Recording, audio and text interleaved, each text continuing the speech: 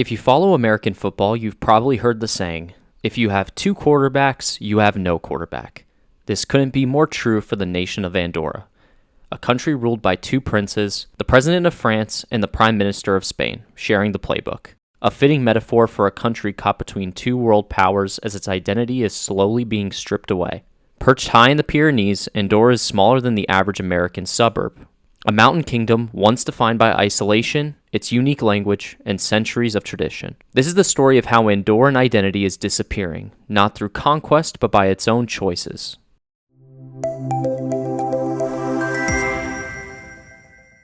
To understand what Andorra is losing, we first need to set the scene.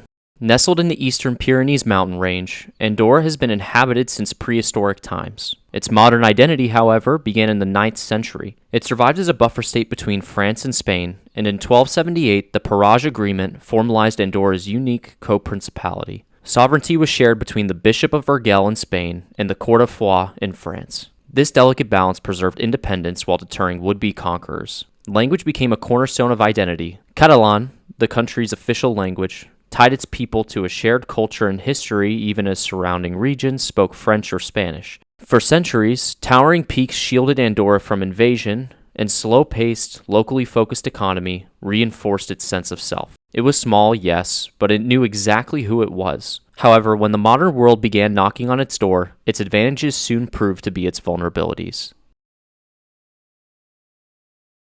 Out of Andorra's estimated 87,971 residents, only about 32.1% are ethnic Andorrans.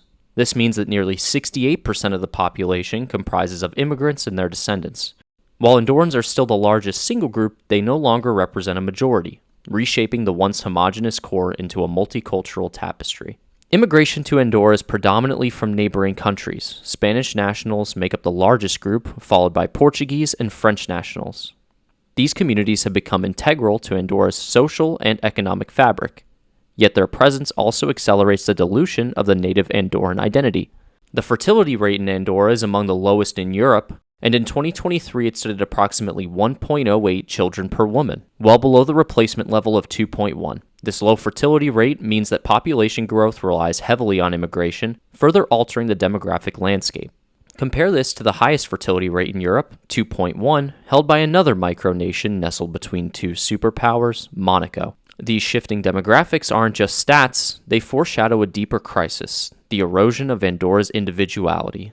In daily life, the tug-of-war over language is already palpable. Almost every business has trilingual signage plastered on the windows and walls, all while Catalan is relegated to classrooms and state-sponsored cultural events. It feels like daily life is more catered to tourists as opposed to locals. In response to this, the government has unveiled an emergency language decree. By 2029, every influencer, digital nomad, and content creator operating in Andorra must pass its rigorous Catalan proficiency exam. Failure to demonstrate fluency won't just cost them online clout, it could mean losing residency, rights, or professional permits. Beginning in 2026, Andorra's newly approved language law requires that anyone seeking to obtain or renew a residence permit must demonstrate at least an A1 level of Catalan, or they can complete a minimum 30-hour state-sponsored language course. For the second renewal, residents must step up to an A2 proficiency. Crucially, from 2029 onward, this requirement will apply across the board, explicitly encompassing influencers, digital nomads, YouTubers, streamers, passive residents, and even professional athletes. Failure to comply can incur administrative sanctions of up to 60,000 euros, underscoring just how serious the government is taking this issue. Andorra's border policy can best be described as an open house.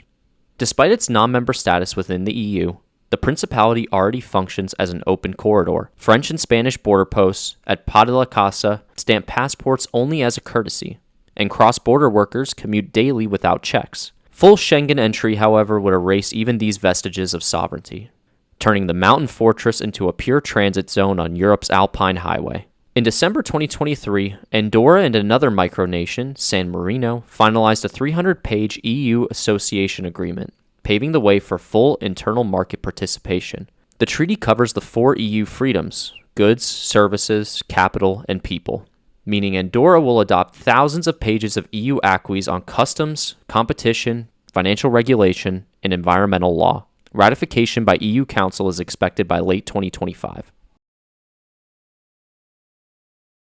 For centuries, Andorra's economy was modest, mostly based on farming and local trade. But in the 20th century, things changed. First, tourism. Ski resorts and duty-free shopping turned Andorra into a commercial hub. By the 1990s, it welcomed millions of visitors annually, with over 10 million visitors flocking to Andorra each year.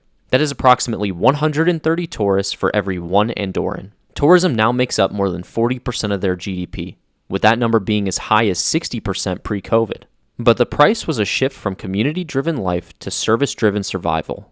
Locals became outnumbered not just by immigrants, but by visitors, with nearly 95% of the workforce being employed within the service and hospitality sector. The other main factor for Andorra's shifting identity is real estate. For decades, Andorra thrived as a tax haven, attracting wealthy foreigners and banks seeking discretion.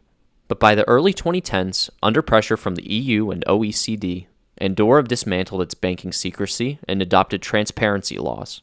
The result? The easy money advantage evaporated almost overnight, forcing the country to pivot once again, this time towards real estate and speculative investment. Property prices soared as foreign investors, especially from Spain and France, began buying up chalets and apartments.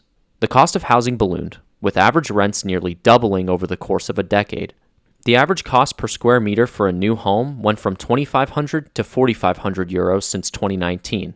So an average 1,000 square foot home, or 93 square meter flat, will run you roughly 420,000 euros in most places. Homeownership went from difficult to impossible, with over 65% of the population currently being listed as renters. And only about half of the homeowners own their houses outright. So now Andorra's economy grows, but not for itself. The wealth that flows into the valley is captured by outsiders, tourists, foreigners, and investors, and what's left behind is what the natives can scrounge up. Citizens can't afford to live in the houses on their own streets, their jobs exist solely to serve outsiders, and their heritage has become a sales pitch. Looking ahead, Andorra faces a choice: deepen its reliance on outsiders or forge new industries that empower its own citizens. Should it chase yet another boom or rediscover the roots that once made this principality unique? Thanks for watching. I hope you enjoyed this video. Be sure to like and subscribe for more content like this and leave a comment with your thoughts. Next country on the list is Angola. See you then.